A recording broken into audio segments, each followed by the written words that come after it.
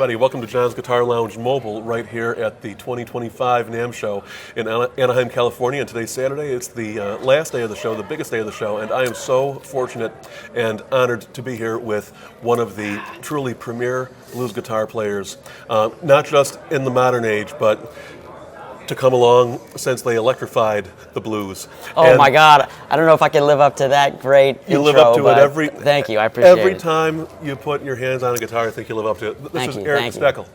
Thank you for having me, man. I really appreciate it. So I understand that you like to play guitar from time to time, is that right? Yeah, and that, luckily, I started so young. I think I was about 8 or 9 when I first got my hands on an electric guitar. What kind of guitar was it?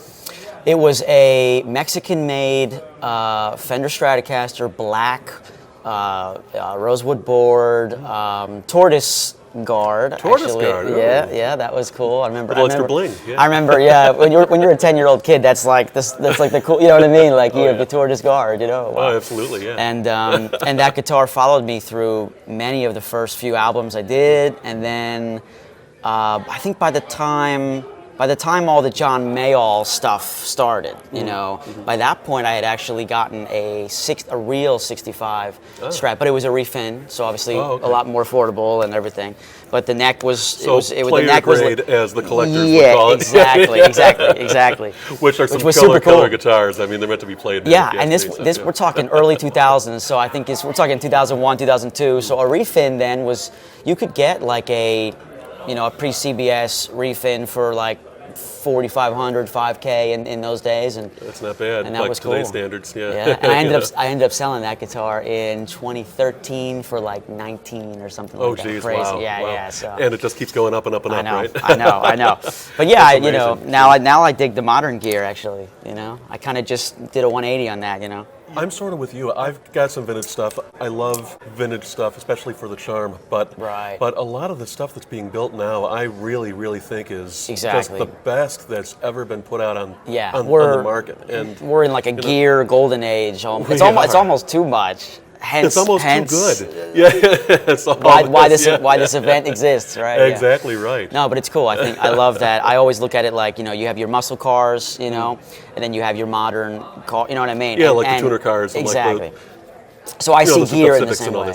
Yeah. Now this is a little bit of a loaded question. Sure. What is your current favorite guitar? Yeah. Well, yeah. So the whole Nags thing, and it's funny. Joe Nags, he was, I believe, 27 or 28 years with PRS. Oh, okay. And the private stock program at PRS, from what I've gathered, was kind of a Joe Nags and Paul idea and collaboration.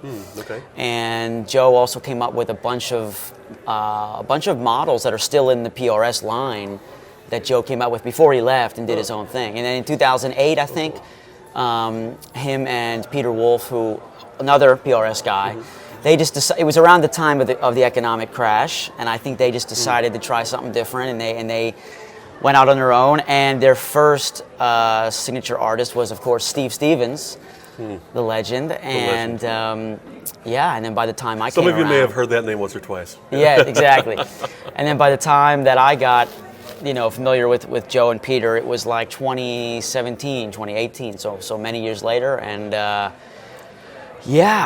kind of went from, I did a real shift from 25 and a half scale Strat kind of guitars with a tremolo to this sort of very Gibson-y kind of Tone Pros bridge, 24 3/4 thing, and it definitely changed my approach, my playing, and it was cool. It was cool. No two guitars are going to feel exactly the same, and that's never more true than when you're going from like a Strat or a Tele style to a Les Paul or an SG or something like that. What changed about your playing when you made that switch from the tremolo to a hardtail? Yeah, I think, and it's funny, this actually came up yesterday because when I was walking around the show, I stopped at my friend Thomas Blug.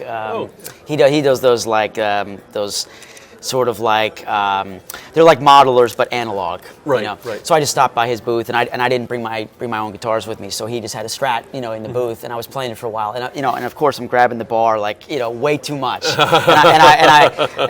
I said to him, I said, see, this is why I like that I don't have one now, right?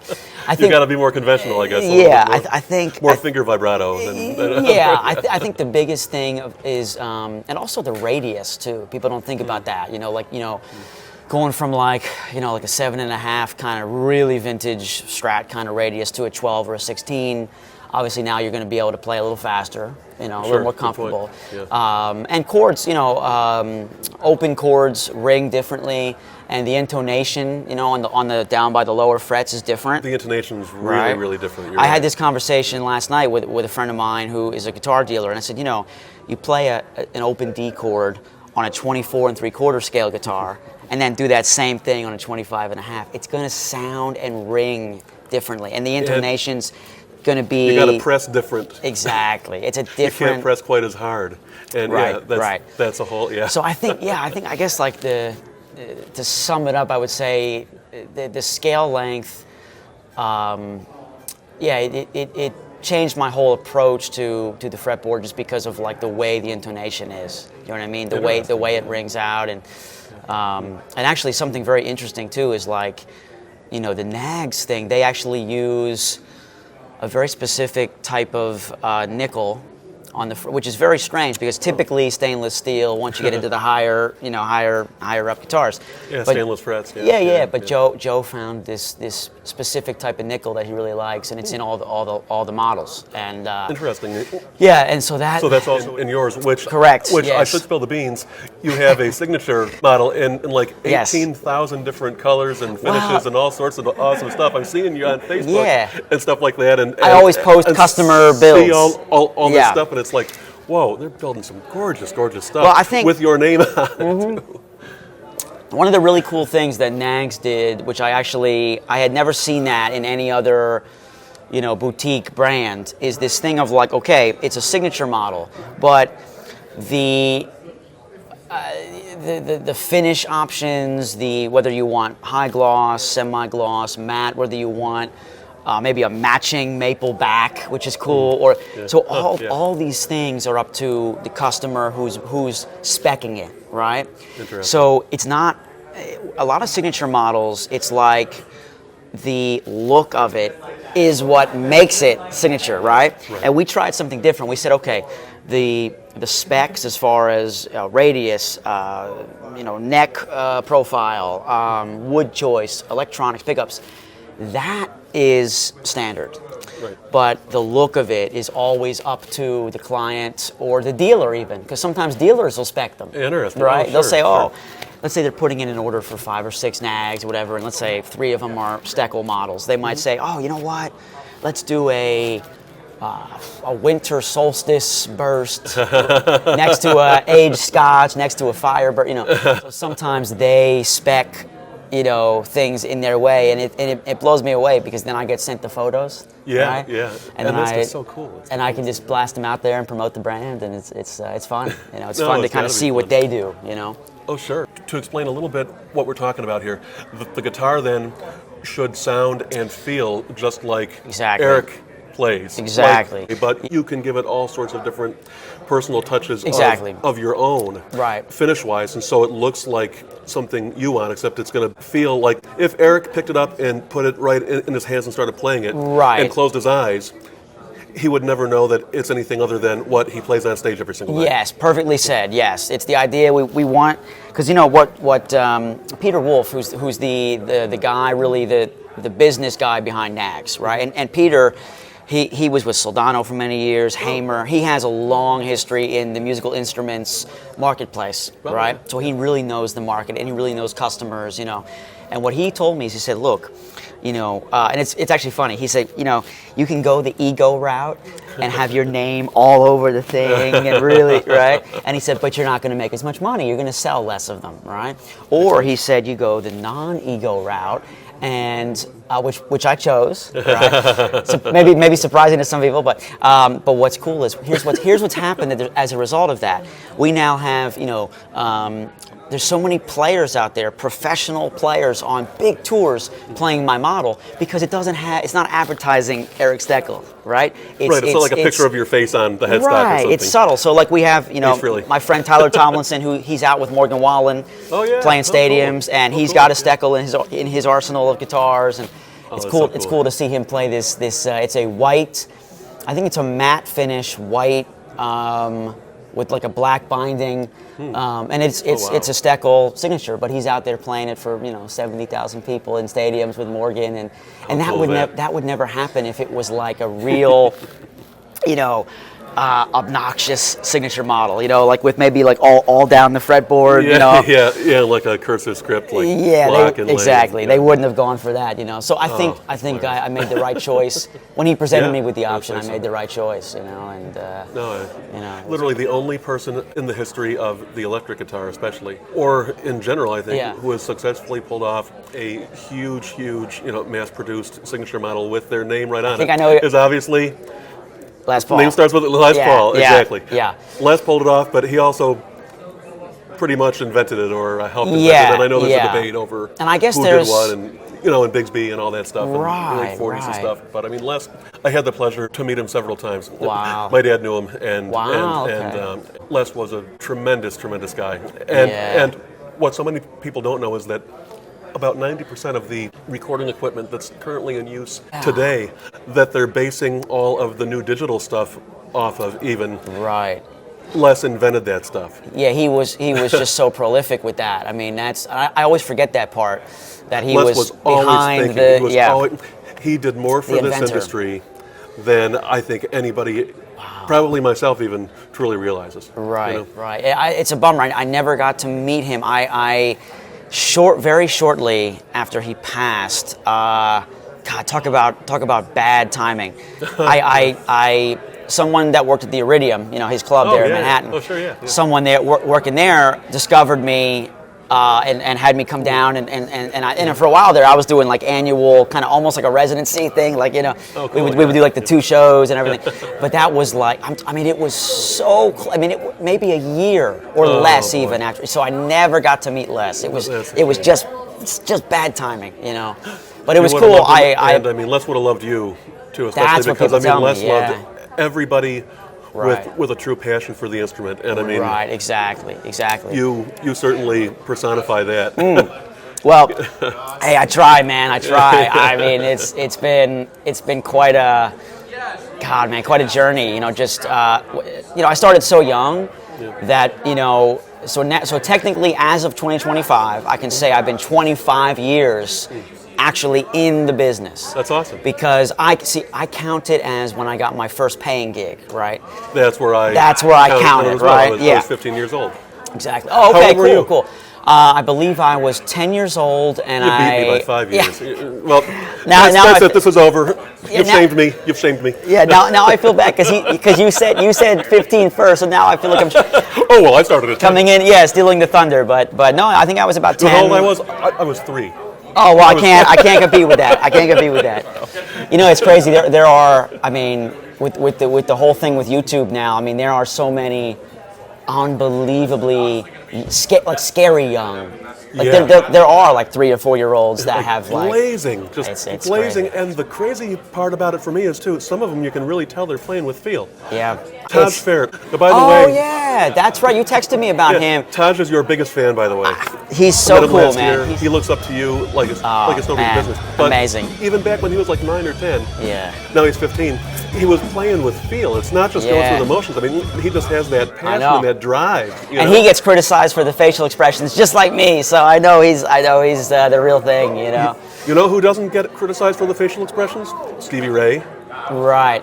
Buddy, it's BB. You know what I mean? It's because those guys are not in the current. They're not in the social media sphere. Consider themselves lucky, and no kidding, right? They at least in the case of Stevie Ray. He died in '90, and I was born in '90, so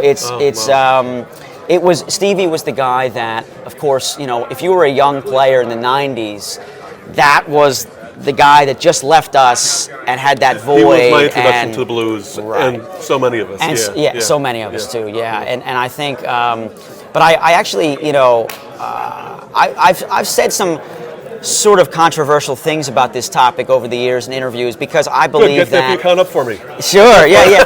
Well, so I've gone on record as saying that I believe that if Eddie Van Halen were in his early years, but okay, so let's say first album 78, right? Mm-hmm. Let's say that was 2018 instead of 78, mm-hmm. right?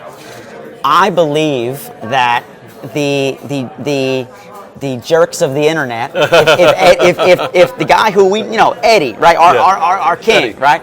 Yeah. If Eddie were on social media in 2018, let's say, instead of 1978, he'd be getting exactly the same crap in the comments, right? Because people would say, "Oh yeah, that tapping thing. You already did 5 videos like that. What else you got? Yeah. What else? Can you sound like anybody else? You post the same thing all the time, right? No kidding. Right. No kidding. So when I tell people this, they go, "You know what? That's probably accurate as to what would happen." You know. So I think because when people say things like, "Oh, there's we don't have the guitar heroes that we did in the day," I'm like, "Yeah, we do. Yeah, we do. We have more than ever." They just aren't respected as much anymore, I think. Yes. Because everything is so available all right. the time. And there's a generational issue there. I think, you know, I'm not trying to open up too much of a can of worms, but I think there is yeah, I know. That's what the point. That's what this is about. Yeah, exactly. Right? We want to know the real Eric. But I think there is a generational divide there that is like just a big misunderstanding, I think, right? I think a lot of the boomer generation sees it as well. All this technology now in the music business has made things easier. That's how they want to look at it, right? Yeah. And I see it as actually, it hasn't made anything easier. And in fact, maybe there's too much, there's almost an oversaturation of talent now. You know what I'm saying? Yeah. So my personal belief on it is that a lot of the legends that we think of, like you mentioned Stevie Ray, imagine if Stevie Ray were like on, actually, well, you know what? Yeah. Philip Sayce, my brother Philip Sayce, he is the modern SRV, right? He is. That's a very good point. You know, he really is. And he gets crap too. If you want to survive in this business, you just have to stop listening. Yeah, there's a thick skin that's kind of like a prerequisite now for you gotta have it. Especially for the people that want to be online, like, you know. And I was late to the game, man. I really fought it. I mean, I was like, I don't think. First of all, I never got on TikTok. Still not. Good. Well, that was a close one for everybody who is. So I mean, I felt bad for a lot of people. When everybody was sweating it a couple days ago, I was like, oh, sorry to hear that. Yeah. So I never got. But and even Instagram, I was very late to the party. I think, if I can remember correctly, I think I didn't join Instagram till 2014 or 15. So I was very late to the game. Yeah. Okay. So. But I catch up quickly on things. Yeah. You're better off for it. Really? I think, really? In a lot of ways. Like even me, I sometimes get like some sort of, like just nasty comment or something. I'm like, number one, how much time does somebody have to come after me? Because I'm nobody. Yeah. Like I get it if they do it to you or to Philip or somebody like that. Why are you wasting your time on me? It's the same thing. It's the same thing. I think the idea that we now have this two-way street with entertainment, which never existed before. Entertainment before the internet was a one-way street. And what I mean by that is, here's the stuff, either buy it or don't. But there was no forum discussing it. Right, yeah. Well, or if there was, it was at standing somebody's... around in a music store or a record shop, a guitar shop or a record store. That's where it used to... Exactly. Yeah. So if there was a forum talking about it, it was in somebody's backyard, having a couple of beers, whatever. It wasn't this thing where everybody now can see everybody's thoughts on something. Yeah. Right? And so many people try to just, drag it out of you and drag a lousy response out of you. Sure. Responding to a lousy comment. Sure.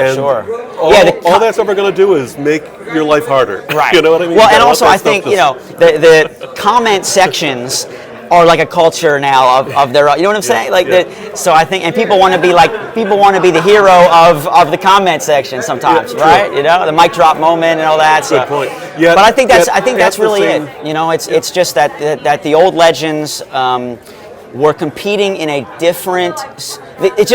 It was a different game then, and now we're playing a different game. You know, it's sort of like. A friend of mine put it really well. It's like sort of Michael Jordan, Kobe. It's like it's a different game. I got you. Right, and that's how I see the guitar in scene in the moment. You know, but let me also say, and I'm sure you know, you'll agree with this. You know, fans and supporters are what keep musicians going and loving what we do. And so exactly. For every one lousy comment I get, there's 10,000 great ones. I get so many wonderful ones, and those mean the world. Yeah, to and all of us. You know, I don't know if you do this, but sometimes I will actually screenshot really amazing comments and just kind of put it on either like my Google Drive or something, because it's like there's sometimes when you get down, those referencing, going back and reading those things is like, okay, all right, I'm back in the game. That gives you the strength. Yeah, exactly. You can scroll through my screenshots in a little while after I'm done recording on my phones here, and you're going to see I do the same thing. Because wow, that's crazy. I didn't know people did that. You need a few pick-me-ups every now and then. Mm-hmm. You know, not every day is... It's especially now. I mean, every day above ground is a good day, and I'm fortunate for each and every one. Yeah. But, you know, some days are better than others. Yeah. And sometimes you need the boost to say, Sure. Cool, I'm going to power through. I'm going to make my 18th G chord video, and people are going to love this one. Right. You know, so whatever it is hard. I mean, you know, it's sort of because it's funny because we're here in this kind of space, and so it's content creation is definitely something that it's a weird thing. I have really mixed feelings on it. On one hand, the fact that we're supposed to always be producing something and not being directly paid, right? Like it's you know what I mean? It's sort of for the greater good and your eventual career, but there isn't that direct paper trail anymore. That direct paper trail from product to bank account, right? And that's do a show on stage, you get a check at the end of the night. Right. You do, And I still live in that world. You get hired for something, That's the world I love. Right? Well, I mean, it's got to be. This is a livelihood. This is a business. Yes. And in order to do it successfully and keep doing it, you need that support from people and from clubs and from places that are going to do things nice and supportive. Yeah, so, you're right. You're right. And I really think about it a lot because I think that, my definition of success has actually changed a lot in the last 5-10 years as well, because it's like, I look at it like, if you make all of your if you pay all of your bills with your art form, it doesn't even matter what neighborhood you live in, what you drive. It's like if you can look somebody in the eye and say truthfully that every bill is paid via your art, that right there, it's like, take a bow right there, pat yourself in the back right there. That is a success, That is probably the very, very best advice that I think anybody could give any youngster, especially wanting to do this and wanting to pursue a career in music. You're right. Let me let you get back to the show so you can enjoy I could talk all day with this guy, man. I mean, it's great. Yeah. Seriously, this has been No, you're cool. I pulled on the mic. Hey, there you go. Hey, if I would have done it the right way, like up through the shirt, that wouldn't have happened. We talked about that before. I'm like, no, it'll be casual. We'll be fine. Yeah, cool, Eric, thanks so much for being here. Thank you. I appreciate it, man. To see you. Thank you. And I can't wait to hear you again too. So check out Eric. Check out all of his socials. Yeah. In spite of what he may or may not have said about social media. I'm on there. We're on there. He's on there. I'll put links to all of his socials right in the description of this video, and his website and his Spotify. Check out his albums, and stay tuned to John's Guitar Lounge for more from the 2025 NAMM show. Thanks, everybody. Awesome, man. Hey, thanks a lot, that was great, man. Thank you again so much. Thank you. That was fantastic.